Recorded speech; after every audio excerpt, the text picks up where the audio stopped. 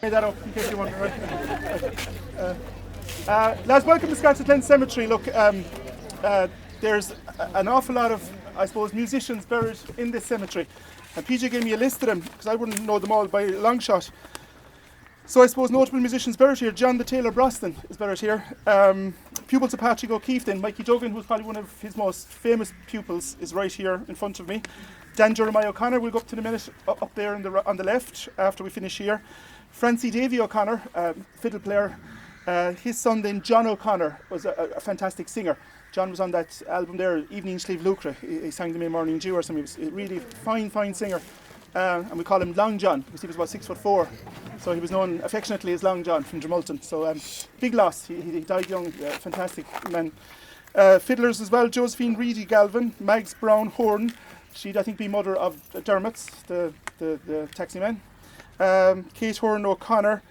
Then Johnny McCarthy, of course, who's buried in Dublin.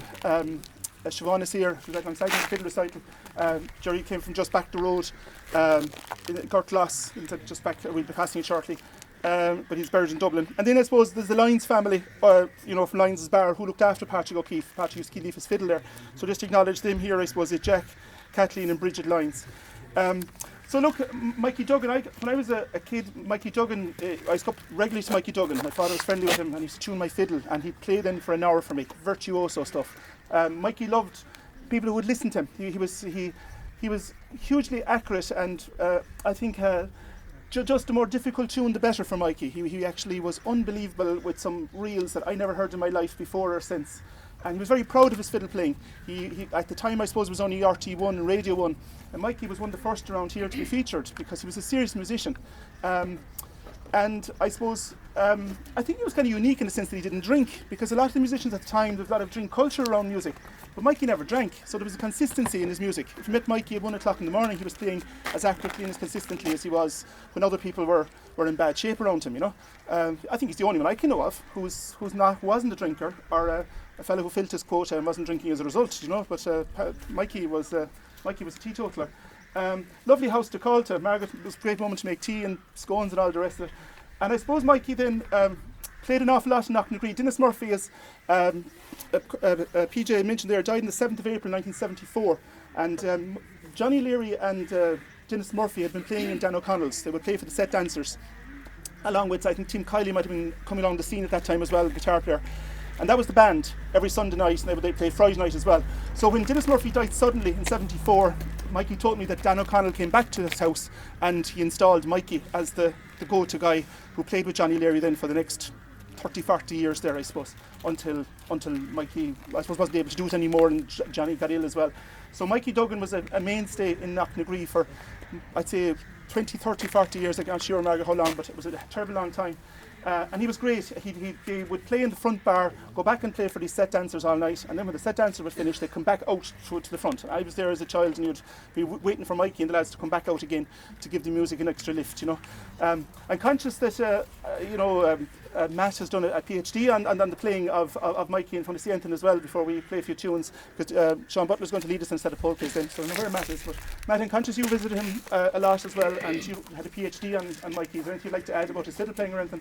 Well, very little except to echo all of what you said. And any time I visited his house, I was fated with a heap of scones and sandwiches and all that. But outside of all that, I learned a huge amount from Mikey obviously about himself, but also about Paul. Like, for example, the fiddle players you might appreciate that Paul used to occasionally cross-tune the fiddle, and Mikey showed me all of that. Now, I kind of knew it from the recordings, but Mikey explained to me how it transpired, for example. And I agree with you that he had a huge repertoire of tunes, but it was always difficult to nail him down. He'd play a tune and you'd want him to play it again, but he wouldn't want to play it again. He'd want to play something else. That's right. And so on. So when I was doing recordings from him, the other fact is that I first met him in Scartaglin himself and Johnny O'Leary in 1968, and about 9 or 10 years later, I kept up a friendship with him. Then about 9 or 10 years later, on one of my visits to his house, he gave me various of Paul Diggs' manuscript originals. I have I think 6 or 7 actual originals of Padraig's manuscripts that Mikey gave me. Sure. So on. So I could talk for a long Sure, time I know about you him, could, but I know, anyway, I know. Thanks, Pat. his memory lives on. You talk. And Sean Margaret was a grandaunt of Sean's, correct? So Sean Butler has a direct link here with Mikey Duggan as well, so it's very appropriate that Sean lead us in a set of polkas. What polkas are you playing, Sean? So grab your fiddles, lads, or anything you have, and we'll...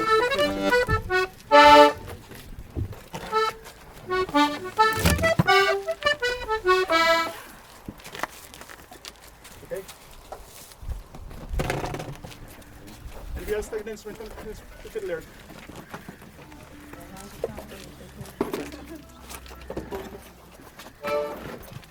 Right. Are you all alright? You all right,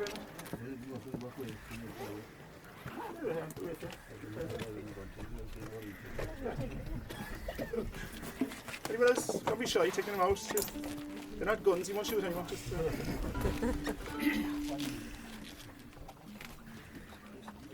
right, Sean, go for it.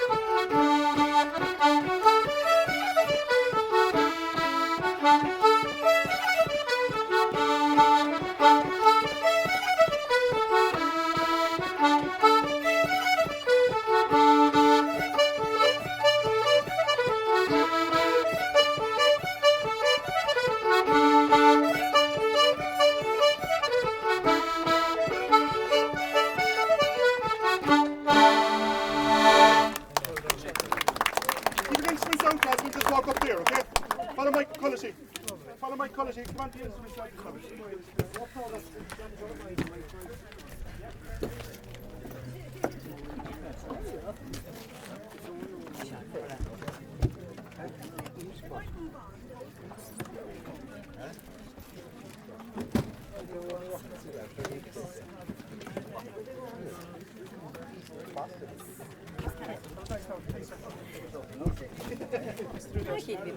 It's lovely. It was lovely. Very well.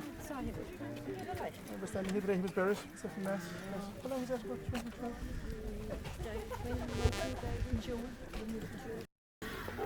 Good to go. Right, lads. As I said, there's a whole lot of musicians buried here, but Dan Jeremiah is right behind Jeremiah O'Connor, Knockrower, I suppose to be the right. Knockinahoon across the course, Knockinahoon. And it's great to have Margaret here, Dan's wife, and a relation of mine, so we have a connection as well. In fact, I remember Dan playing blow at my 21st party. We got, the guards came and cleared out the bar, which was very unfortunate. Something hadn't happened for about 30 years beforehand. And we ended up back, everyone came back to the house. And I always have memories of Dan about 5 o'clock in the morning, under no pressure at all, just happy out to keep playing there. And I think that's our image of Dan, that he was just totally relaxed. There was no panic, there was no stress. And it was mentioned back in the hall there a few minutes ago by Aoife, and she's dead right, that he was so good at giving people's tunes, and he'd stay on the end of the night and say, do you have it, or do you want me to play it again for you? Some musicians would be flying, would be half afraid you'd get a tune better, but Dan was the man, the go-to man. And I suppose the amount of albums that mention this our tune originated from Dan Jeremiah and Ned Connor, but especially Dan Jeremiah, take Brian Lary's album, I'm thinking of loads of them, you know, Paddy O'Connor, 100%. Just so many albums that have been produced, and they often reference, because he was a wealth of music, and he wanted to give the music in terms of what PJ talks about handed down. Dan Jeremiah was the man that handed down, I think, more music, especially the polkas and slides, because he was just brilliant at them and he handed them down, year after year, and signs on his popularity. I think he was just a nice man who was relaxed, who could have a conversation with you. If you wanted to play until 3 o'clock in the morning, that wasn't the stress. If you wanted to play until 4 o'clock, that was fine too. He used to play with Dan Hurley over in Ballydesmond for years. A fantastic session on a Wednesday night in Johnny D's. I remember going over there when I was young. He was great. It's actually a sign up, the Mark Dan's life, I think. It's in Carney's Bar, and it's a Kerry man cutting from the time he passed away. And he passed away when he was young. He was only 70 years of age in 2009. And the caption says, I've often looked at it, it said, if a man's popularity can be judged by the size of his funeral, then Dan Jeremiah, there was no greater than Dan Jeremiah, because I think the place was wedged here. And that was acknowledgement of yourselves, but also knowledge of him. The people thought, he was a good man who distributed an awful lot of music, and he's still remembered continuously for distributing that music, and signs on with the family as well. But the music lived on. O'Connor Trio, Timmy and all the lads, always great dancers, singers, musicians, and that's, I suppose, that's the real handed down that PJ, I suppose, keeps talking about. So Dan would have preferred to be playing tunes than to be talking about him, so that's exactly what we'll do. Mike Cullity, who got a lot of music from Dan as well, is going to lead us in a few slides, right? Perfect.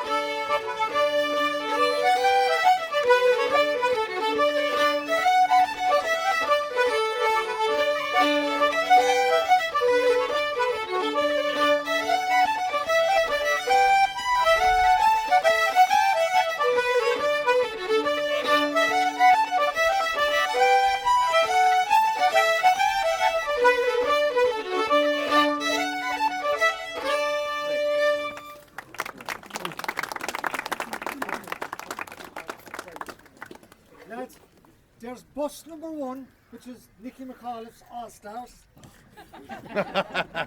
And there's bus number 2, which is Con Moynihan's All Blacks. Michelle, will you call out the names, please? So you'll know which bus to go to.